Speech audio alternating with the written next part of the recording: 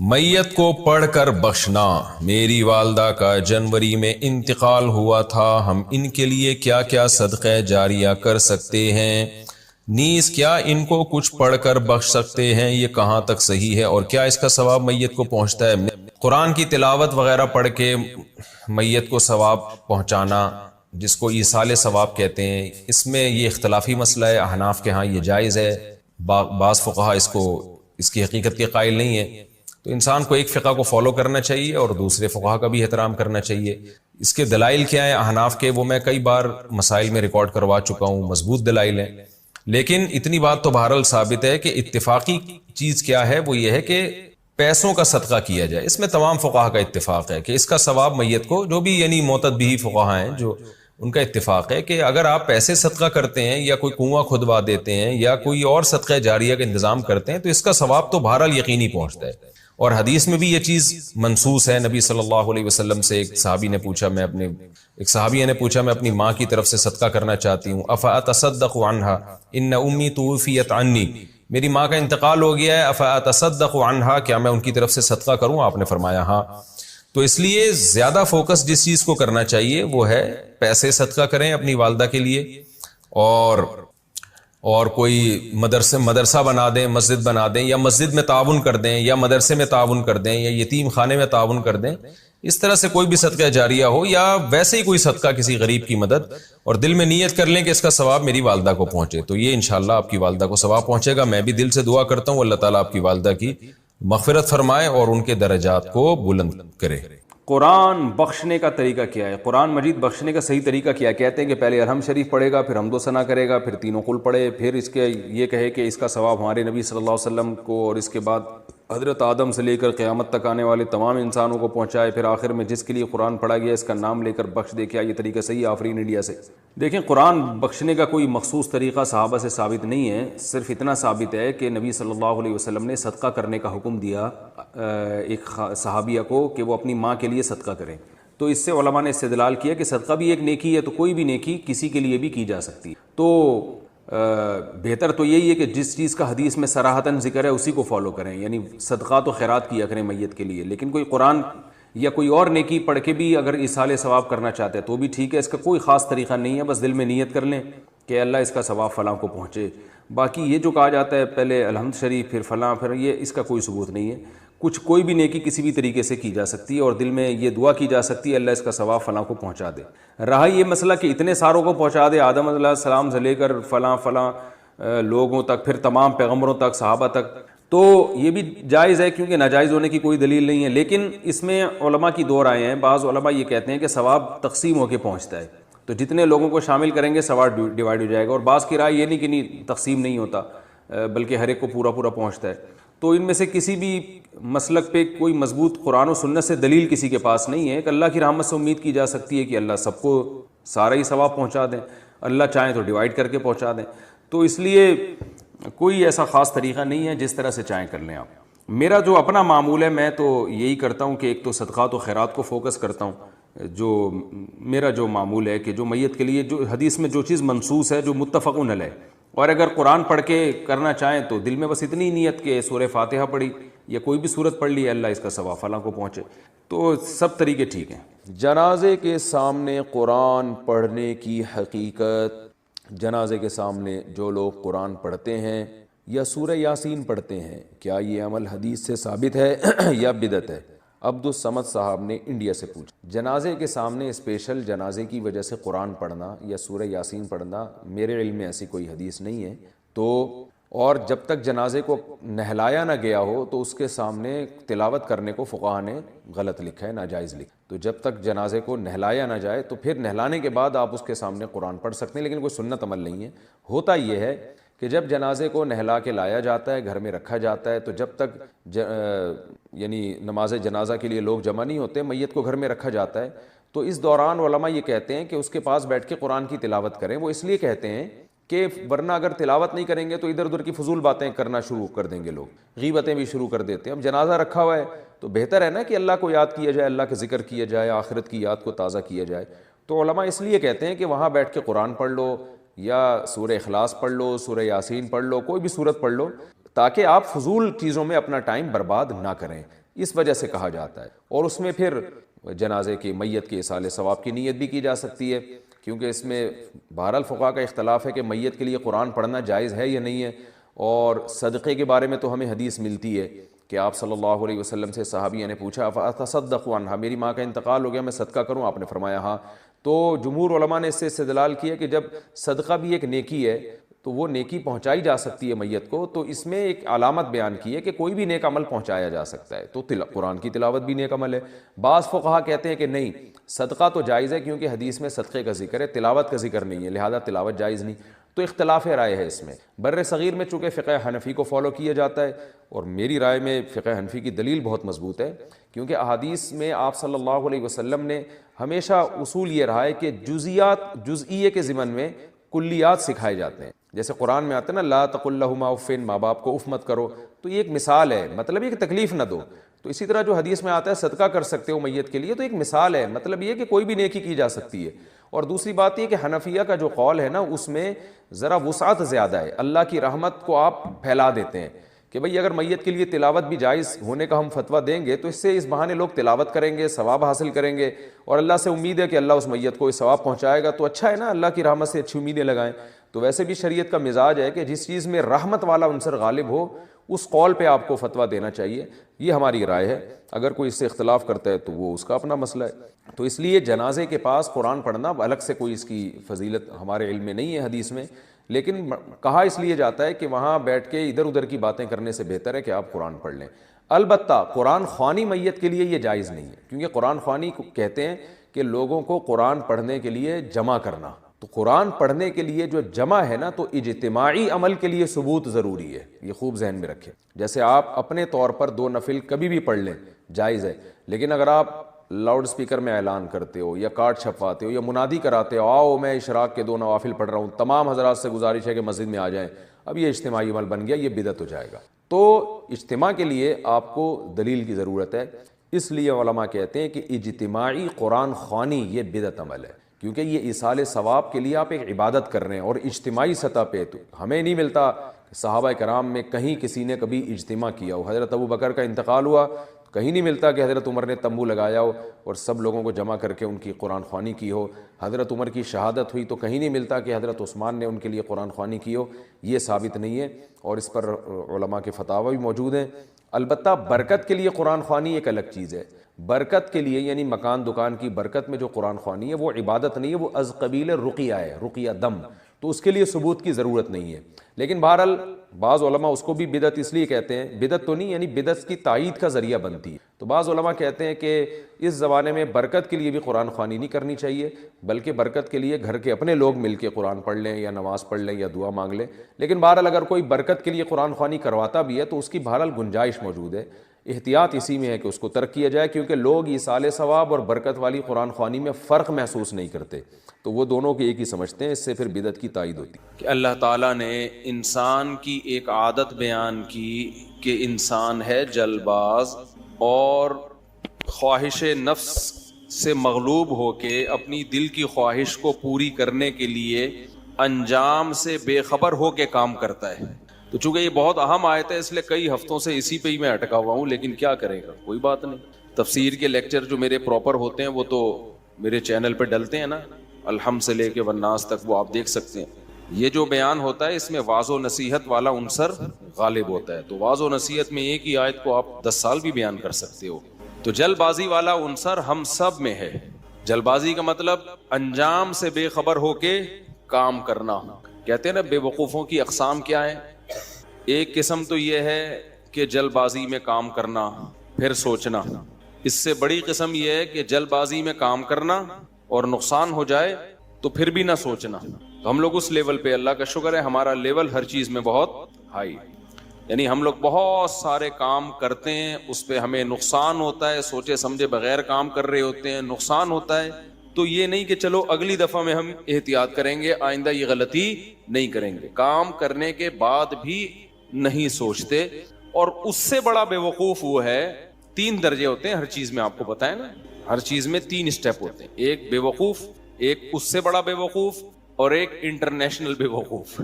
ہماری کنڈیشن پتہ ہے کیا ہے؟ جلد بازی میں کام کیا سوچے سمجھے بغیر, اس کے تمام نتائج اور پہلوؤں پہ غور کیے بغیر کام کیا, پھر جب اس کا نہیں سوچے سمجھے بغیر نقصان ہو گیا تو بھی نہیں سوچ رہے, یہ ڈبل بے وقوف. اس سے بڑے بھی ہم بے وقوف ہیں, وہ یہ کہ پھر ہم ڈالتے ہیں تقدیر پہ, یار کیا کریں مقدر میں یہی لکھا ہوا تھا. تو اب وہ تو مقدر سے کون لڑ سکتا ہے بھائی. مقدر کی تقدیر کی بات اس وقت کی جائے گی جب آپ نے کام کرنے سے پہلے سوچا ہو, اس کے نتائج بھی سوچے ہوں, اس کے کیا فائدے ہو سکتے ہیں کیا نقصانات, پوری ذمہ داری کے ساتھ مشوروں کے ساتھ کام کیا, اللہ کی طرف سے اب نقصان ہو گیا تو پھر شریعت کہتی ہے کس پہ ڈالو بھائی, مقدر پہ. اب تقدیر سے کوئی لڑ نہیں سکتا. ایسے موقع پہ ہے کہ تقدیر کا استعمال. دیکھو ایک آدمی بیمار تھا, آپ کا دوست تھا, آپ اس کو ہاسپٹل لے کر گئے, یہی کرو گے نا آپ, یا آپ بولو گے مقدر میں لکھا ہے تو مرے گا, نہیں لکھا ہے تو نہیں مرے گا, تڑپنے دو. یہ تقدیر کا غلط استعمال ہو رہا ہے کہ نہیں ہو رہا؟ وہ کہے گا ابے مجھے ہاسپٹل لے کے جا, میرا بخار دیکھ کہاں جا رہا ہے. پھر ڈاکٹر دو قسم کے تھے, ایک اناڑی ایک بڑا سینئر ڈاکٹر, آپ اناڑی کے پاس لے گئے جس کو ابھی تجربے ہے نہیں, وہ ابھی نیا بندے مارنا شروع کیے اس نے, آپ اس کے پاس لے گئے. پھر بندہ مر گیا, آپ کہو گے بھائی مقدر میں تھا مر گیا, یہ مقدر کا غلط استعمال ہوا کہ نہیں ہوا؟ غلط استعمال. لیکن نہیں, آپ کیا اس کو اچھے ڈاکٹر کے پاس لے گئے, جو میڈیسن ڈاکٹر نے دی, دوائیں دی, ہر طرح سے آپ نے پوری کوشش کی, پھر بھی بندہ مر گیا. اب شریعت کیا کہتی ہے بھائی, تقدیر سے کوئی لڑ نہیں سکتا. ڈاکٹر خود بھی تو مر جاتے ہیں نا بھائی. اب اللہ نے مارنا ہی لکھا ہوا تھا, ہم نے تو سارے اسباب بچانے کے اختیار کر لیے, اب اللہ ہی کسی کو مارنا چاہے بھائی تو پھر تقدیر سے کون لڑ سکتا ہے؟ یہاں صبر ہے, یہاں تقدیر کا استعمال. لیکن آپ نہ ڈاکٹر کے پاس لے کے جا رہے ہیں, بلکہ آپ کیا کریں, ایک اچھا والا بندہ کھڑا ہوا ہے, آپ نے چاقو نکال کے گلا کاٹ دیا. اگلا بولے گا کیا کیا تو نے؟ آپ کہیں گے مقدر میں تھا, موت کا ٹائم متعین ہے, مقدر میں تھا, مرنا مر گیا. چاقو سے مرنا لکھا ہوا تھا, چاقو سے ہی مرے گا, بندوق سے نہیں مرے گا.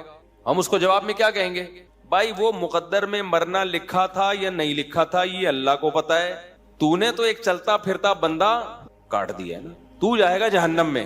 تو کہاں جائے گا؟ جہنم. بلکہ آپ اس کو کیا کہیں گے, آپ کہیں گے ٹھیک ہے لا چاقو لے لیا, اور آپ کہیں گے میں تیرا گلا کاٹتا ہوں, مقدر میں ہوگا تو کٹ جائے گا, نہیں ہوگا تو نہیں کٹے گا. وہ مان لے گا یہ دلیل. تو شریعت نے ہمیں جو تقدیر کے استعمال کا حکم دیا, وہ حکم ایسے موقع پہ دیا ہے جب, کیونکہ بہت سارے کام ایسے ہوتے ہیں آپ کامیابی کے تمام اسباب اختیار کر لیتے ہو پھر بھی نہیں ہوتا, کیونکہ اللہ کے ارادے کے بغیر کام ہوگا نہیں.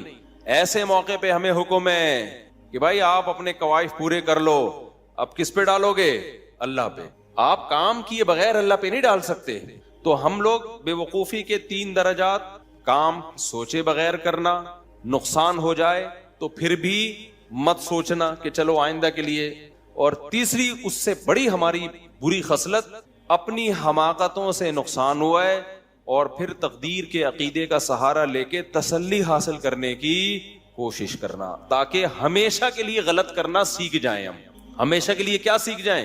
ایک آدمی نے مجھے کہا جاپانیوں کی عمریں لمبی ہوتی ہیں, پاکستانیوں کی کم ہوتی ہیں, تو کیا اللہ نے ان کی تقدیر میں لمبی عمر لکھی ہوئی ہے؟ میں نے کہا ان کی تقدیر میں اللہ نے لمبی عمر لکھی ہوئی ہے, اور ساتھ میں یہ بھی لکھا ہوا ہے کہ اپنی صحت کا بہت خیال کریں گے, کھائیں گے ایسی چیزیں, برگر پیزے نہیں کھائیں گے. تو یہ ساری چیزیں تقدیر میں ہیں, اللہ کے علم میں پہلے سے ہے نا. تو جاپانیوں کے بارے میں اللہ نے کو علم ہے کہ یہ سب لائف اسٹائل بہت اچھا ہوگا, تمیز کی زندگی ہوگی, لہذا یہ 100 سال جئیں گے, تو وہ مقدر ہی کے حساب سے مرتے ہیں. ہمارے بارے میں اللہ نے پہلے سے لکھا ہوا ہے کہ یہ برگر کھا کھا کے برگر بن جائیں گے, کولیسٹرول کے ڈبے اور گھی کے کنستر بنیں گے, اور 50 سال 60 سال سے اوپر کوئی بھی کراس نہیں کرے گا. 50 سال کے بعد ان کی بونس والی لائف شروع ہوگی. تو ہر چیز تقدیر سے ہے, ہر چیز تقدیر سے ہے, لیکن اسباب بھی تقدیر میں ہی لکھے ہوئے ہوتے ہیں, اللہ کے علم میں وہ پہلے سے ہوتا ہے. جب شام میں وبا پھیلی ہے نا حضرت عمر کے دور میں, تو صحابی رسول جو شام جا رہے تھے نا لشکر لے کے, پتا چلا کہ جی شام میں تو طاعون کی بیماری پھیل گئی ہے. اب ظاہر ہے وہاں جانے کا مطلب ہے آپ بھی اس وائرس میں اپنے اوپر بڑا خطرہ ہے. تو اب صحابہ کی جماعت وہیں رک گئی شام سے تھوڑا پہلے, غالباً عبیدہ ابن جرہ رضی اللہ تعالیٰ عنہ تھے غالباً. تو انہوں نے اب مشورہ کیا بھائی کیا کریں ہم. بعض صحابہ نے مشورہ دیا ہمیں واپس جانا چاہیے. تو انہوں نے کہا ٹھیک ہے ہم نہیں جاتے, وہاں وبا پھیلی ہوئی ہے, ہمیں مرنے کا خطرہ ہے, تو واپس چلو. تو کسی نے کہا اللہ کی تقدیر سے بھاگ رہے ہو آپ, تقدیر میں موت لکھی ہے تو آئے گی, تقدیر سے کیوں بھاگ رہے ہو. انہوں نے بڑا پیارا جواب دیا, فرمایا نعم نفر من قدر اللہ الی قدر اللہ, ہم اللہ کی تقدیر سے بھاگ کے اللہ کی تقدیر ہی کی طرف جا رہے ہیں. تقدیر میں مرنا ہے تو زندہ ہونا بھی تو تقدیر میں لکھا ہوا ہوتا ہے کہ زندہ رہے گا, یہ بھی نہیں مرے گا. ٹھیک ہے نا, سمجھ میں آ رہی ہے بات کہ نہیں آ رہی. تو ہمیں کیا پتا ہماری تقدیر میں زندگی ہے یا موت ہے, ہمیں کیا پتا. تو ہم زندگی کے اسباب اختیار کریں گے. زندہ بچ گئے تو اس کا مطلب مقدر میں زندگی لکھی ہوئی تھی اور ہم بھاگ کے مقدر سے دور بھاگ رہے تھے اپنے, تو ہمیں نہیں پتا. تو اسی پر آزمائش ہے ساری کہ بھائی ہمیں کیا پتا کیا لکھا ہوا ہے, اس لیے ہم سے وہ پوچھا جائے گا جو ہم کر رہے ہیں. سمجھ میں آ رہی ہے بات کہ نہیں آ رہی ہے. تو تقدیر کا عقیدہ وہاں استعمال کیا جائے گا جہاں آپ کی طرف سے قواعد پورے ہوں, پھر بھی رزلٹ نہ آئے تو وہاں کیا سوچیں گے بھائی پھر مسلمان صبر کرتا ہے, غیر مسلم ڈپریشن میں جاتا ہے, اسٹریس میں جاتا ہے کہ یہ کیا ہو گیا. کیسی زبردست آیت قرآن کی, یا ایھا الذین آمنوا لا تکونوا کالذین کفروا وقالوا لاخوانہم اذا ضربوا فی الارض او کانوا غزا لو کانوا عندنا ما ماتوا وما قتلوا لیجعل اللہ ذلک حسرۃ فی قلوبہم. ہوا یہ تھا غزوہ احد میں بہت سارے صحابہ شہید ہو گئے. اب منافقین نے یہ پروپیگنڈا کیا, یار ہمارے مشورے پر عمل کر لیا ہوتا نا, نہ جاتے یہ لوگ جنگ میں تو نہ مرتے, فلاں نہ جاتا تو زخمی نہ ہوتا. اب گئے کس کے حکم پہ تھے, یہ اللہ کے حکم پہ گئے تھے نا. آپشنل ہوتا نا, آپشنل کہ جا بھی سکتے ہو نہیں بھی جا سکتے, پھر نقصان ہو گیا تو پھر غم ہونا چاہیے, یار ہمارا فیصلہ کیا تھا, غلط تھا, واقعی ہم نے جلد بازی سے کام لیا. یہاں تو جلد بازی کا سوال ہی پیدا نہیں ہوتا تھا, یہاں حکم کس کا تھا, اللہ کا, بھائی نکلو. اب اللہ جب کہہ رہے پھر تو جانا ہی جانا ہے نا. اب اس میں 70 افراد شہید ہو گئے, بہت سے زخمی ہو گئے. تو منافقین نے کہا کہ دیکھا نہیں جاتے تو آج یہ دن دیکھنا نہ ملتا. ہم تو کہہ رہے تھے کہ یہ ہلاکت ہے, جنگ تھوڑی تو خودکشی ہے. تو قرآن نے کہا کہ اے یہاں قیامت تک کے لیے ایک اصول دے دیا قرآن نے بڑا زبردست. یہ صرف جنگ کے بارے میں نہیں, ہر چیز کے بارے میں ہے کہ بعض کام آپ اللہ کے آرڈر کی بیس پہ کر رہے ہو, بعض کام آپ اللہ کا آرڈر تو نہیں ہے لیکن آپ نے مشورے بھی کر لیے, ایک دماغ بنا لیا, تو وہ بھی اللہ کا آرڈر ہے کہ اب کر لو. دیکھو میں آسان مثال دیتا ہوں, ایک جاب آئی آپ کے پاس یا ایک بزنس آیا, بزنس کی مثال آسانی سمجھ میں آئے گی. آپ نے دیکھا یار ٹماٹر کا بزنس آیا, مجھے ٹماٹر بولنے میں اور پراٹھا بولنے میں مزہ بہت آتا ہے, اچھا بھی لگتا ہے نا ٹماٹر کا بزنس. خربوزے کی مثال بہت اچھی لگتی ہے. تو آپ کے بزنس کرنا چاہ رہے ہو, آپ نے بزنس کے بارے میں ورکشاپس اٹینڈ کی, اپنے قواعد پورے کیے. ایسا ہی نہیں ایک دم منہ اٹھا کے ٹماٹر کا, جیسے میں نے کھجوروں کا کیا تھا نا, 5 لاکھ روپے سے شروع کیا تھا, صرف 50,000 کا نقصان کر کے اللہ کا شکر ادا کیا کہ 50,000 میں اگر مجھے یہ پتا چل گیا کہ کھجوروں کا بزنس میرے کرنے کا کام نہیں ہے تو یہ بہت اچھا سودا ہو گیا الحمدللہ. یعنی میں نے 5 لاکھ کی کھجوریں خریدی تھیں اور 4.5 لاکھ میں وظیفے پڑھ کے بکی ہیں. وہ 50,000 کا مجھے نقصان ہوا تھا تو میں خوش تھا بہت. لوگ کہہ رہے تھے خوش کیوں ہو, میں نے کہا مجھے 50,000 گنوا کے یہ پتا چل گیا کہ یہ میرے کرنے کا کام نہیں ہے. تو یہ بہت, یہ نالج آدمی کو بڑی مشکل سے حاصل ہوتی ہے بھائی. یہ ایسی مسترد نالج تھی نا کہ 50,000 میں مجھے پتا چل گیا کہ یہ میرے بس کا نہیں. اور وہ جو 4.5 لاکھ کا بکا نا, اس میں کچھ ڈبے خرید کے مجھے ہی گفٹ ملے تھے. یعنی لوگ مجھے کوئی رمضان میں گفٹ دینا چاہ رہے تھے تو وہیں سے خرید کے چلو بھائی فی الحال یہی اویلیبل ہے, اسی کو پکڑا دو. ان کو نہیں پتا تھا یہ ہمارا ہی بزنس ہے. خیر, تو آپ نے کیا کیا, پورا مشورہ کیا, ورکشاپ تاجروں سے ملے, بھائی اس طرح سے کیا جاتا ہے, اتنی انویسٹمنٹ میں ہوگا, سارے مشورے لے کے, اور دے دنا دن جو بھی ٹماٹر کا بزنس کر رہا تھا آپ نے اس کو دیکھا کہ یار سارے ہی ترقی کر رہے ہیں. تو شریعت نے جو کسی کام کرنے کے قواعد بتائے ہیں وہ آپ نے پورے کر لی. یعنی شریعت کے لحاظ سے آپ کی ڈاکومنٹیشن مکمل ہو گئی. ایک ڈاکومنٹیشن ہوتی ہے نا ویزے کے لیے, ایک جاب کے لیے, ایک ہر کام کرنے کے لیے اللہ بھی کوئی ڈاکومنٹ مانگتے ہیں. اللہ کہتے ہیں یہ ڈاکومنٹیشن مکمل کر لو, اس کے بعد اگر نقصان ہوا نا تو تمہیں ثواب دوں گا میں, کیونکہ پھر وہ میں نے دلوایا ہے نقصان, پھر اس میں تمہارا قصور نہیں ہے. اور اگر یہ ڈاکومنٹیشن کے بغیر تم نے کوئی کام کیا پھر نقصان ہوگا, نقصان بھی ہوگا اور حماقت کا گناہ بھی ملے گا تمہیں. آسان مثال دیتا ہوں, آپ کہہ رہے تھے میں سگریٹ پیتا ہوں تو میں ایک دم فریش ہو جاتا ہوں, सिगरेट पीता हूं तो मैं क्या हो जाता हूं? फ्रेश, एकदम नाक से भी धुआं, मुंह से भी धुआं, इंजॉय करता हूं लाइफ को। तो आपने अपने आप को सिगरेट का आदी बनाने का फैसला कर लिया। अल्लाह मियां क्या कहते हैं? या अय्युहल्लज़ीना आमनू अतीउल्लाह व अतीउर रसूला व उलिल अम्रि मिनकुम। नहीं, इससे पहले फ़इन तनाज़अतुम फ़ी शैइन फरुद्दूहु इलल्लाहि व रसूली व इला, एक और आयत है, वलौ रद्दूहु इलर रसूली व इला उलिल अम्रि मिनहुम लअलिमहु अल्लज़ीना यस्तंबितूनहु मिनहुम। इस आयत का हासिल ये, इसमें मैं कई दफा बयान कर चुका हूं कि जो जिस फील्ड का माहिर है ना, जब तुम्हारे अंदर ये सलाहियत ना हो कोई फैसला करने की, कोई खबर जब तुम्हें मिले तो उसके माहिरीन से मालूमात लो। तुम ये कोविड के दिनों में मैंने आयतें बहुत पढ़ी थी कि भाई जो भी खबर जब हमारे पास आएगी तो उसके अहल से पूछा जाएगा। शरीयत की बात आई है, उलमा से, मुज्तहिदीन से पूछा जाएगा। हदीस की बात आई है, मुहद्दिसीन से पूछा जाएगा। समझ रहे हो? मेडिकल साइंस से मुताल्लिक कोई बात आई है तो किससे पूछा जाएगा? डॉक्टरों से पूछा जाएगा। उसमें मुफ्तियों से पूछा। ये मैं इसलिए आयत पढ़ता था कि लोग हमसे पूछते थे कोरोना में क्या करना चाहिए। मैं कहता था कोरोना ये डॉक्टरों का काम है, ये मुफ्तियों का शोबा नहीं है। तो डॉक्टर से पूछोगे क्या करना चाहिए क्या नहीं करना चाहिए। समझ रहे हो? तो आपने क्या किया, सिगरेट पीने से पहले अल्लाह मियाँ ने कहा कि भाई अगर तुम ये चाहते हो कि ये पियो और तुम ये चाह रहे हो इससे तुम्हारी सेहत अच्छी हो जाए तो डॉक्यूमेंट मुकम्मल करो पहले, उसके बाद तुम्हें परमिशन दूं। वो डॉक्यूमेंट क्या है? भाई तुम सेहत अच्छा करना चाह रहे हो ना, तो किससे पूछो? डॉक्टरों से पूछो कि ये जो मैं एकदम फ्रेश हो जाता हूँ, एकदम मजा आने लगता है, तो ये क्या है? जब डॉक्टरों से आप पूछोगे, एक डॉक्टर, दो डॉक्टर, तीन डॉक्टर, वो कहेंगे भाई ये वक्ती फायदा है, उसके बाद आप इसके आदी होते चले जाओगे। पहले एक डब्बी, फिर 2 डब्बी, फिर 10 डब्बी, फिर सारा दिन डब्बे ही डब्बे, फिर पूरा धुआं ही बन जाओगे तुम। एक दिन इतना धुआं निकालोगे कि हर जगह से धुआं ही निकलेगा। समझ रहे हो? फिर धुआं ही धुआं, और एक दिन धुआं बन के मार्केट से शार्ट हो जाओ, कैंसर हो जाएगा, ये हो जाएगा, वो हो जाएगा, भूख खत्म हो जाएगी, फिर पीनी पड़ेगी। कब्ज खत्म करने के लिए सिगरेट पीते हैं सिगरेट वाले लोग। इन बेचारों को वॉशरूम नहीं आता जब तक सिगरेट न पी लेंगे। हमने तो, हमारे दोस्त हर तरह के रहे हैं।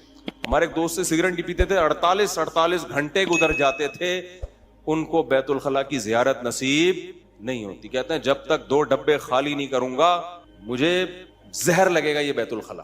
किस कदर अजाब में डाल दिया यार। खैर, सिगरेट के भी मैं नुकसानात पर बयान नहीं कर रहा। आपने वो जो शरीयत ने डॉक्यूमेंट्स कहा है ना, वो डॉक्यूमेंटेशन मुकम्मल नहीं की। अल्लाह मियाँ ने कहा भाई पेपर लेकर आओ, तुम्हें डॉक्टरों ने परमिशन दी है कि नहीं दी? सारी दुनिया के डॉक्टर मुखालिफ हैं।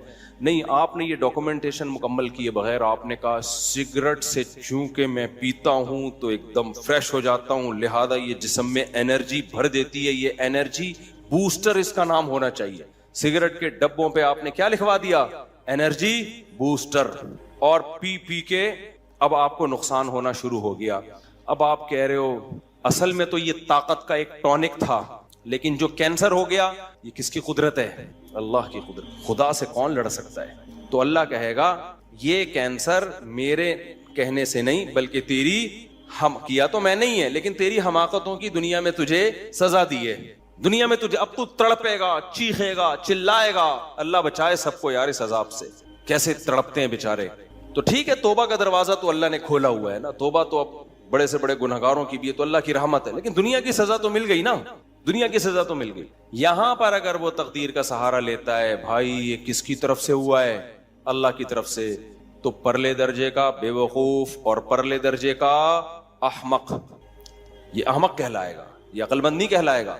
तो एक डॉक्यूमेंटेशन किसकी तरफ से होती है? यानी वो जरूरी नहीं कि पेपर पे हो, यानी कोई डॉक्यूमेंट मुकम्मल करने होते हैं काम करने के लिए, वो अल्लाह की तरफ से है कि भाई ये पहले मुकम्मल कर लो आप। समझ रहे हो? ग़ज़वा उहद में भी अल्लाह ने क्या फरमाया कि जब इतने शहीद हो गए तो मुनाफिकीन कहने लगे देखो हमारी मान लेते तो ये सब कुछ ना होता। तो कुरान की ये दूसरी आयत जो मैंने बताई ना, एक आयत कि जब कोई काम करो तो तमाम कवाइफ मुकम्मल करो, उसके बाद फैसला करो, तो तवक्कुल किस पे करो? अल्लाह पे। फिर भी नुकसान हो सकता है, फिर भी क्या हो सकता है? नुकसान। फिर उस नुकसान में क्या कहना है? अल्लाह ने फरमाया या अय्युहल्लज़ीना आमनू ला तकूनू कल्लज़ीना कफरू वक़ालू लिइख़वानिहिम। ऐ ईमान वालों, काफिर जब जंग लड़ता है ना और जंग में आके उनको शिकस्त हो जाए, कत्ल हो जाए, तो पता है क्या कहते हैं? इसी तरह जब वो तिजारत के लिए मुल्कों में सफर करते हैं तो सफर में हादसा हो गया, जहाज डूब गया। पहले हादसे बहुत हुआ करते थे, अब जा रहे हैं बिजनेस के लिए, समंदरी सफर में जहाज उलट गया, डूब गया जहाज। تو وہ کیا کہتے ہیں, ان کے پیچھے لوگ روتے پیٹتے ہیں, ہائے اس کاروبار کے لیے نہ جاپان نہ جاتے, نہ زلزلے میں ہلاک. جاپان میں زلزلہ آئے نا, ایک عجیب چیز میں نے وہاں دیکھی ہے. اب جاپانی اکثر دبلے دبلے ہوتے ہیں. میں جب جاپان میں تھا تو بہت خطرناک زلزلہ آیا تھا نا, آپ کو بھی پتا ہوگا. خیر مجھے تو پتہ ہی نہیں چلا زلزلے کا, ہم پل پہ تھے اس وقت. پل تو ویسے ہی ہل رہا ہوتا ہے, لیکن واپس آئے تو پتہ چلا پورا یوں ہل رہا تھا. تو میں نے اپنے میزبان سے, ہمارے جو ارشاد بھائی, ان سے پوچھا, میں نے کہا یار یہ تو بڑا خطرناک ہے. وہ ہر ہفتے ایک دو جھٹکے آ جاتے ہیں. انہوں نے کہا کہ ہر ہفتے ایک دو ہل جاتے ہیں تھوڑے سے, تو ہمارے لیے نارمل ہے. تو میں نے کہا بھائی اگر اوپر والے پورشن میں چھت گر گئی, 2 پورشن تھے نا ان کے گھر کے, چھت گر گئی, خدا نہ خواستہ بندہ تو مرے گا. انہوں نے کہا یہ پہلے سے انتظام ہے, ہمارے ہاں چھت بہت ہلکی ہوتی ہے, گتے کی چھت نہیں جسے کہتے ہیں, مضبوط ہوتا ہے, اس پہ ایک اپارٹمنٹ پورا بن جاتا ہے, لیکن وہ اس چھت کا ویٹ نہیں ہوتا. میں نے کہا بھائی چھت کا ویٹ تو نہیں ہے, لیکن اوپر آپ جیسا کوئی بندہ بیٹھا ہوا ہو اس کا تو ویٹ ہوگا نا. نہیں آئی میرا خیال ہے بات. کہہ رہے ہیں یار یہ تو ہم نے کبھی سوچا ہی نہیں. میں نے کہا مجھے یہ ڈر لگ رہا ہے آپ کے گھر میں اب رات کو سوتے ہوئے, وہ اوپر جا کے سوتے تھے نا اوپر والے ارشاد بھائی, اور بھاری بھی ہیں ماشاءاللہ, جسم بھی ان کا بھاری. میں نے کہا ارشاد بھائی مجھے جاپانیوں نے یہ تو پورا انتظام کر لیا کہ چھت ہلکی بنا دی, چھت گرے گی ہمیں کچھ نہیں ہوگا, لیکن آپ اگر گر گئے تو ایک اور زلزلہ آئے گا, پھر صرف یہ نہیں کہ بندہ نہیں مرے گا. تو میں نے پھر ان سے کہا, میں نے کہا دیکھیں جاپانیوں نے نا جاپانیوں کے ویٹ کے حساب سے زلزلہ کا حساب کتاب کیا ہے, اس کو پاکستانیوں کا ویٹ معلوم نہیں ہے. تو آپ جاپان کے سائنسدانوں کو جا کے بتائیں, یا یہاں کے ماہرین زلزلیات کو جا کے بتائیں کہ بھائی اب تھوڑا سا کوئی اور ٹیکنالوجی لے کر آؤ, یا تو اوپر والے اپارٹمنٹ بنانا چھوڑ دو, کیونکہ اوپر بندہ گرے گا تو اس کی ایسی کی, بندے کو کچھ نہیں ہوگا, وہ جس پہ گرے گا نا اس کی ایسی کی تیسی ہو جائے گی. یہ بات پتہ نہیں کہاں سے آ گئی, کیا بات کر رہا تھا. ہاں تو اب آپ سفر پہ گئے, جہاز الٹ گیا, تو کافر کیا کہتا ہے, کافر کہتا ہے یار سارے محلے والے آ جاتے ہیں, ابے ہم پہلے ہی کہہ رہے تھے کہ جاپان نہ جاؤ زلزلہ آ جائے گا, ارشاد بھائی گر, استغفر اللہ, وہ ہمارے دوست ہیں وہ گر جائیں گے, اور بھائی جاپان مت جاؤ زلزلہ آئے گا, یہ ہو جائے گا, سونامی آ گیا دیکھو مر گیا, یا جہاز ڈوب گیا. ہم تو پہلے ہی کہہ رہے تھے سفر مت کرو. اسی طرح میدان جنگ میں جب وہ جاتے ہیں قتل ہو جاتے ہیں, بھائی ہم نہ جاتے تو نہ مرتے. یہاں یہ دوسرا حکم ہے اسلام کا. اللہ کہتے ہیں تم کافروں جیسی باتیں مت کیا کرو کہ جب یہ تجارت کے لیے سفر میں نکلتے ہیں نقصان ہو جاتا ہے, کوئی بھی کام کرتے ہیں نقصان ہو جاتا ہے, تو کہتے ہیں نہ کرتے تو یہ نہ ہوتا. نبی نے فرمایا اگر مگر کا جو کلمہ ہے یہ شیطان کا ہتھیار ہے, مسلمان اگر مگر نہیں کر. فرمایا تم یہ کیا یہ کہا کرو واللہ یحیی و یمیت, بھائی موت زندگی کس کے ہاتھ میں ہے, اللہ کے ہاتھ. موت تو دینی ہے نا اللہ نے, سارے زندہ تھوڑی رہیں گے, ہر ایک کا ایک ٹائم ہے. بچہ جب ماں کے پیٹ میں ہوتا ہے اللہ اس کی موت کا ٹائم لکھ دیتے, کسی کے بارے میں لکھ دیتے ہیں پیدا ہونے سے پہلے ہی مر جائے گا, صحیح ہے نا, تو اللہ نے لکھا ہوا تھا بھائی. تبھی قرآن کہہ رہا ہے جو لوگ شہید ہو گئے نا غزوہ احد میں, اگر یہ اپنے گھروں میں ہوتے ان کی موت ان کو کھینچ کے لے کر آتی میدان احد میں, کسی بہانے سے ان کو موت کھینچ کے لاتی.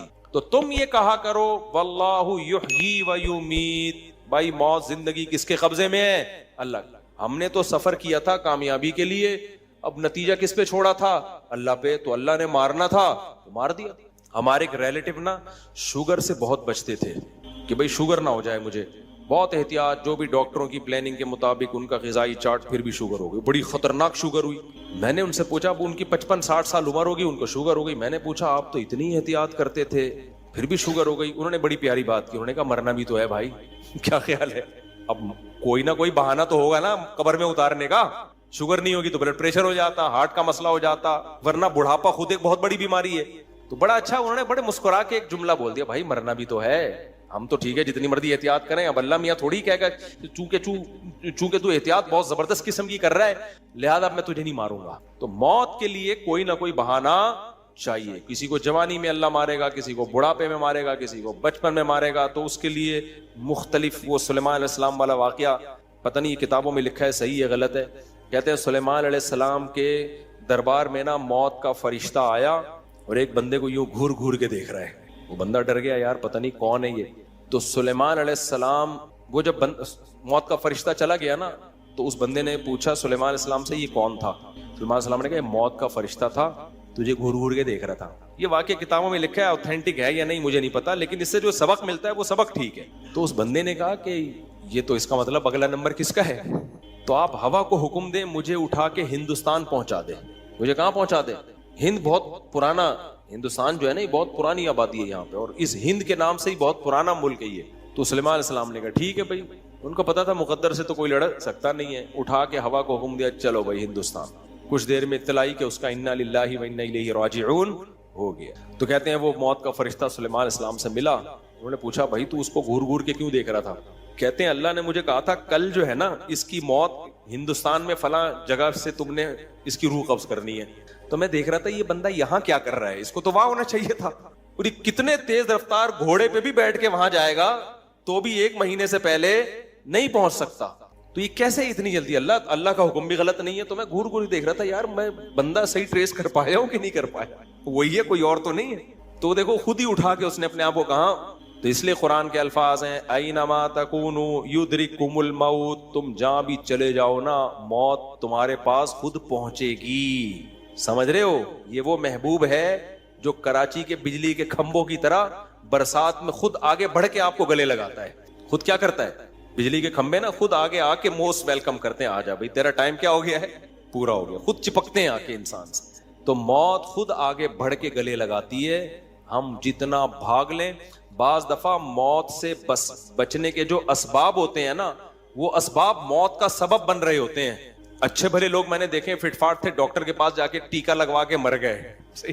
میرے خود خاندان میں ایسے واقعات ہوئے ہیں, کوئی بیماری نہیں تھی, ہلکا سا بخار تھا, انہوں نے کہا چلو ایک ٹیکا لگوا لے. ابے بھائی چھوڑ دے, آرام سے بیٹھا رہے, پیناڈول کھا لے. نہیں جی بس جلدی سے ٹھیک ہونا ہے, میرا کل پیپر ہے. ڈاکٹر نے ٹیکا لگایا, وہ ریئیکٹ کر گیا, آدھے گھنٹے کے اندر موت. ڈاکٹر کا بھی قصور نہیں تھا, ڈاکٹر سے کوئی دشمنی نہیں تھی. ڈاکٹر سے رابطہ کیا, اس نے کہا بھائی لاکھوں میں کسی ایک کو ریئیکشن کا خطرہ ہوتا ہے, مجھے کیا پتا وہ لاکھوں میں ایک ہی یہی ہے.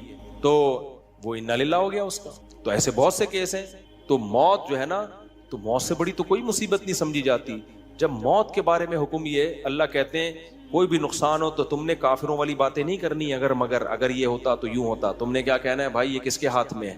عربوں میں بہت ساری اچھی باتیں ہیں, ٹھیک ہے کچھ خرابیاں بھی ہیں لیکن کچھ باتیں بڑی خاندانی بھی ہیں. سعودی عرب میں آپ دیکھو گے عربوں کو نا, بڑی سے بڑی موت ہو جائے وہ پتہ ہے کیا کہتے ہیں, ما قدر اللہ. ابھی میرا 2-3 مہینے پہلے سعودی عرب کا سفر تھا, تو ایک حکومتی لیول پہ ایک بہت بڑے آدمی سے میری ملاقات ہوئی, کچھ سرکاری عہدے پر بھی تھے. وہ جس نے ملاقات کروائی وہ انڈین تھے.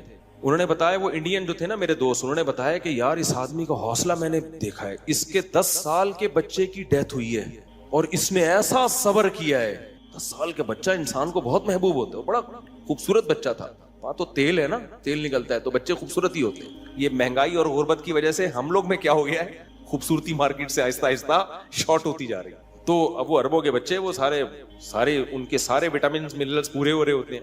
کہہ رہے اس نے ایسا صبر کیا ہے نا کہ ایک جملہ تھا اس کی زبان پہ, ما قدر اللہ, جو مقدر میں تھا ہو گیا. تو میں نے کہا بھائی ہم نے تو یہ اپنے حضرت سے پہلے واقعات سنے ہوئے. ہمارے ایک دوست نے بتایا ایک سعودی اپنے 2 بچوں کو, 2 بیٹے تھے اس کے, لے کے جا رہا ہے انگلی پکڑ کے. اچانک ایک بچے کا ہاتھ چھوٹا, وہ بھی 9-10 سال کی عمر کا ہاتھ چھوٹا, وہ غلطی سے روڈ پہ آ گیا. روڈ پہ آئے, پیچھے انتہائی اسپیڈ کے ساتھ ایک لینڈ کروزر جیسی ہیوی گاڑی, اس نے اس بچے کو اٹھا کے ہٹ کیا ہے. بچہ جا کے درخت سے چپک گیا, آن دا اسپاٹ اس کی ڈیتھ ہوئی. کہہ رہے میں اس عربی کے ساتھ تھا, میں نے دیکھا کہ وہ عربی نے گیا ہے اپنے بچے کی لاش اٹھائی اور زبان میں الفاظ تھے ما قدر اللہ, جو مقدر میں تھا. کہہ رہا اس کا ایسا حوصلہ. کہہ رہے وہ گاڑی والا رک گیا. اب قصور گاڑی والے کا بالکل بھی نہیں تھا, کیونکہ بچہ انگلی, وہ بچے ہوتے ہیں انگلی چھوڑ کے بھاگ جاتے ہیں, وہ روڈ پہ آ گئے, اس کا کیا قصور ہے. کہتے ہیں وہ گاڑی والا اترا, اس نے کہا بھائی دی ہے, تو اس نے کہا میں نے معاف کیا چونکہ تمہارا کوئی قصور اس میں. تو یہ ہمارے حضرت بھی بڑے واقعات سناتے تھے عربوں کے نا. حضرت نے ایک واقعہ سنایا کہ کسی سعودی نے میری دعوت کی. اب تو آہستہ آہستہ وہاں بھی بے دینی آ رہی ہے. اب تو آہستہ آہستہ جب ظاہر ہے سیکولرزم لبرلزم آئے گا تو جو جتنا چیختا ہے نا اس کو لوگ سمجھتے ہیں یہ ہے اصل. جو بے دینی جب آتی ہے نا تو میت پہ جو 2-2 فٹ اچھل کے ہاں ہو ہی ٹھوک سر مار رہا ہوتا ہے, لوگ کہتے ہیں محبت. تو اصل اس کو کہتے ہیں اٹ از کالڈ محبت. حالانکہ اسلام میں چیخنا, چلانا, شور شرابہ یہ پسندیدہ نہیں ہے, صبر پہ ثواب ہے. تو ہمارے حضرت نے ایک اور واقعہ سنایا. کہتے ہیں کہ عربی نے, سعودی نے میری دعوت کی, میں بیٹھا ہوں ناشتے پہ, دعوت پراٹھا مراٹھا جو بھی ان کے زیتون میتون, ان کے کھانے ہم سے کھائے نہیں جاتے. ہم زمزم ہوٹل میں تھے حج کے موقع پہ نا 2013 میں. ہوٹل اتنا مہنگا اور اس میں کھانے زیتون اور کشمش اور انجیر اور پتہ نہیں کیا کیا. میں باہر نکلتا تھا کنی کترا کے, باہر پائے اور پراٹھے کھاتا تھا میں بیٹھ کے. میں نے کہا یار جب تک بھاری بھرکم نوالا پیٹ میں نہیں اترے ہمیں تسلی نہیں ہو. تو ٹھیک ہے انجیر زیتون بہت اچھی چیز ہے, لیکن ناشتے میں یار پھر اتنا چلنا ہوتا تھا حج میں.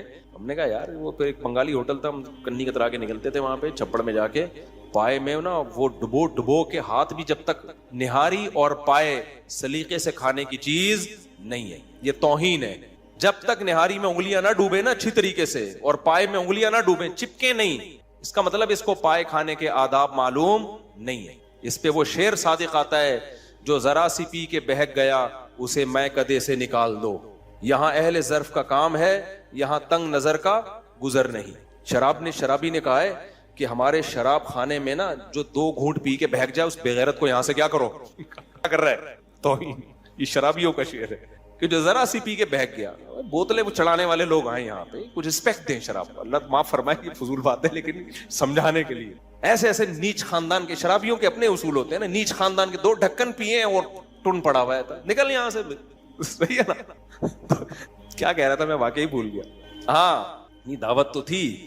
ہاں تو وہ نہاری اور پائے کا جو اصول ہے نا وہ کیا ہے, انگلیاں اس میں تیر رہی ہیں. اس میں ایٹیٹیوڈ اور آداب والے آدمی کو آپ بولیں تو نہاری مت کھا, کیونکہ ٹیسٹ آتا نہیں ہے جب تک لقمہ پوری طرح سے اس نہاری میں ڈبکیاں نہ لگائے اور پائے میں ڈبکیاں نہ لگائے. میں نے تمیز والے لوگ دیکھے یوں کر کے نہیں یوں لگا کے کھا رہے ہوتے ہیں. تو کیا کھا رہا, تو روٹی کھا رہا ہے, نہاری تو خالی شو مار رہے ہیں. لیکن پہلے اچھی طرح صابن سے ہاتھ دھلوا دیں اگلے کے, ورنہ لوگ ناک صاف کر رہے ہوتے ہیں وہی ڈبو کے کھا رہے ہوتے ہیں. وہی پہلے صابن سے, شیمپو سے, صابن سے, ڈیٹول سے ہاتھ دھو لو, پھر آؤ مقابلہ کرو. تو اب حضرت بیٹھے ہوئے اس عربی کے پاس, تو اس نے کیا کیا, ایک دم فون آیا کہ آپ کے بیٹے کا ایکسیڈنٹ ہو گیا, آپ کے بیٹے کا ایکسیڈنٹ. کہتے ہیں اس عربی نے کہا انا للہ و انا الیہ راجعون. کہتے ہیں میں نے کہا کیا ہو گیا, انہوں نے کہا کچھ نہیں ہوا, آپ کھانا کھائیں. ان کا یہ تھا کہ مہمان بھی ٹینشن میں آئے گا بلا وجہ. حضرت فرماتے ہیں میں نے کہا بھائی آپ کچھ تو بتائیں. اس نے کہا کچھ بھی نہیں ہے, آپ ناشتہ کریں آرام سے. حضرت کہتے ہیں مجھ سے ناشتہ حلق میں نہیں اتر رہا. میں نے کہا بھائی بتاؤ. کہہ رہے میرے بیٹے کا ایکسیڈنٹ ہوا ہے. فرمایا چھوڑو بھائی اسپتال چلتے ہیں. تو اس عربی نے بولا کہ دیکھو ہاسپٹل میں وہ ایڈمٹ ہو چکا ہے, یا تو پڑا ہوا ہوتا نا پھر ہم بھاگتے. سعودی عرب کا پورے دنیا کا ہی سسٹم ہے, ادھر بندہ ایکسیڈنٹ ہو ایمبولینس آ کے ہاسپٹل لے جاتی ہے. ہمارے یہاں بھی ایسا ہوتا ہوگا, اللہ خیر کرے, ہوتا بھی ہے نہیں بھی ہوتا, ہر طرح کا ہی ہوتا ہے. پڑے رہتے ہیں لوگ, اللہ بچائے یار. اور ہاسپٹل میں لے جا کے آدمی کہتا ہے وہیں پڑے رہتے, تو بعض دفعہ ایسا بھی ہوتا ہے. تو اس نے کہا بھائی وہ ہاسپٹل میں جا چکا ہے, اب سیو ہے, اب کیا ہے, محفوظ ہے. اب ڈاکٹروں کے حوالے ہے, ہم کیا کر سکتے ہیں. حضرت کہتے ہیں میں اس کا صبر دیکھ کے حیران ہو رہا تھا. ابے تیرے بیٹے کا ایکسیڈنٹ ہوا ہے تو وہ کہہ رہا ہے بھائی ہو گیا نا, اب کیا کروں میں, وہی جملہ اس کی زبان پہ, ما قدر اللہ. اب ہمارے ناشتہ چھوڑ کے بھاگنے سے کوئی ٹھیک تھوڑی ہو جائے گا. اب ڈاکٹروں کے ہاتھ میں نہیں ہوتا تو ہم جلدی کرتے, ہماری تاخیر سے جان نہ نکل جائے. سعودیہ کے ہاسپٹل بھی بڑے خاندانی قسم کے ہاسپٹل ہیں بھائی, ٹریٹمنٹ اب اس کا شروع ہو چکا ہے, اب ہماری جلد بازی سے کچھ بھی نہیں. اور کہتے ہیں وہی جملہ جو عربوں کی زبان پہ ہوتا ہے, ما قدر اللہ, جو مقدر تھا وہ ہو گیا, وہ ریورس نہیں ہو سکتا. ہم اللہ کی تقدیر پہ کیا ہے راضی. حضرت کہتے ہیں ہمارے تو نوالا اتر نہیں رہا تھا, لیکن بہرحال اس کا حوصلہ دیکھ کے ہم کیا ہوئے. حالانکہ ہمارے حضرت کا حوصلہ اس سے بھی زیادہ تھا, لیکن چونکہ سوسائٹی میں نظر نہیں آ رہا تھا تو حضرت حیران اس لیے ہو رہے تھے کہ یار یہ بھی تو بعض چیزیں, کیونکہ وہ براہ راست قرآن سمجھتے ہیں نا. ہم تو مذہبی اسکالر سے سنتے ہیں نا قرآن, تو مذہبی اسکالروں میں کوئی صحیح بھی بیان کر رہے ہوتے ہیں, لیکن بعض لوگ اپنا ایک مائنڈ سیٹ لے کے ہر چیز کو اس پہ فٹ کر رہے ہوتے ہیں, تو اس سے قرآن کی حقیقی تعلیمات سامنے نہیں آتی پھر. تو اس لیے جلد بازی میں یہ بھی داخل ہے کہ آپ مشوروں کے بغیر فیصلہ کرو, پھر جب انجام میں آپ کو برا انجام ہو تو آپ کس کے کھاتے میں ڈال دو, تقدیر کے. اب اگر وہ سعودی کی غلطی سے ایکسیڈنٹ ہوا ہوتا ہے نا, پھر ما قدر اللہ کہنا بنتا نہیں ہے. بغیر لائسنس کے بیٹے کو گاڑی دے کے چلا دیا ہوتا ہے بھائی, سکھائی نہیں ہوتی, اور کہا تجربہ کر, پھر ایکسیڈنٹ ہوتا, کہتے کوئی بات نہیں, ما قدر اللہ. ما قدر اللہ نہیں, نالائق, جب گاڑی چلانا آتی نہیں تھی اس کے حوالے کیوں کی, روڈ پہ بھیجا کیوں اس کو. سمجھ میں آ رہی ہے بات. تو جب آپ اپنے قواعد پورے کریں اس کے بعد فیصلہ کریں, پھر نتیجہ کس پہ چھوڑ دیں, اللہ پہ. کیونکہ ہماری نہیں چلے گی, چلے گی کس کی, اللہ کی. اگر ہماری چل رہی ہوتی تو سارے کامیاب ہو جاتے. اللہ کہتے ہیں عمل الانسان ما تمنا, یہ تھوڑی کہ تم جو چاہو گے تمہیں ملے گا, تمہاری چاہتوں کے خلاف بھی بہت کچھ ہوگا. اللہ سے دعا یہی کرنی چاہیے, اللہ ہماری جائز چاہتیں پوری کرے, کامیابی کے اسباب بھی، اور اللہ سے دعا مانگنی چاہیے اے اللہ ہم میں صبر کی طاقت نہیں ہے، ہمارا صحابہ جیسا حوصلہ نہیں ہے، ہم کمزور ہیں، محتاج ہیں، ہمیں تو عافیت والی زندگی چاہیے۔ پھر بھئی درجات کیسے بلند ہوں گے؟ اے اللہ دو طرح سے درجات بلند ہوتے ہیں، بعض دفعہ مصیبتوں میں ڈال کے صبر کی توفیق، بعض دفعہ نعمتوں میں ڈال کے شکر کی توفیق۔ ہمیں دوسرا والا پیکج زیادہ پسند ہے، صحیح ہے نا؟ ہمیں کون سا پیکج چاہیے؟ دوسرا والا۔ اے اللہ ایک پیکج وہ بھی ہے یعقوب علیہ السلام والا، ایوب علیہ السلام والا، پریشانیوں میں ڈال کے صبر کروایا ان کو۔ ایک اللہ سلیمان علیہ السلام والا بھی ہے، خوب نعمتوں کی برسات کی، ایسی بادشاہت، ایسی دولت، ایسی کنٹرولنگ پاور کہ ساری چاہتیں پوری ہو رہی ہیں، اور اس میں اللہ کو نہیں بھولے، اللہ کو یاد رکھا۔ تو اللہ ہمیں کون سا والا چاہیے پیکج؟ تو ابدیت کا تقاضا یہی ہے کہ ہم دوسرا پیکج مانگیں اللہ سے۔